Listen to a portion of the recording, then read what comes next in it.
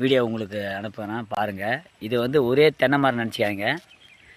இந்த தென்னை மரத்தில் 2 தென்னை மரமாக போய் எவ்வளோ அழகாக காய் காய்க்குது பாருங்கள்.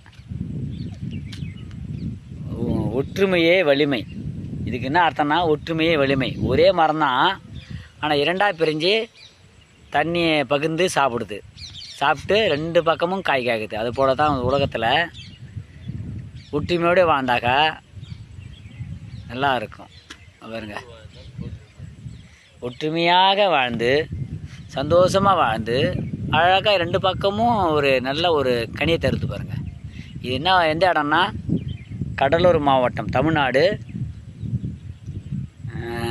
மேல்பட்டாமா பக்கத்தில் நத்தமேடு என்ற கிராமம். லொக்கேஷனோடு அனுப்ப பாருங்கள். எவ்வளோ அதிசயமான தென்னை மரம் பாருங்கள். நன்றி வணக்கம். இது பார்த்து சந்தோஷம் அடைங்க. நன்றி வணக்கம். பார்த்துட்டு நலமாக இருங்க, சந்தோஷமாக ஆரோக்கியமாக இருங்க. இந்த வாக்கு உங்களுக்கு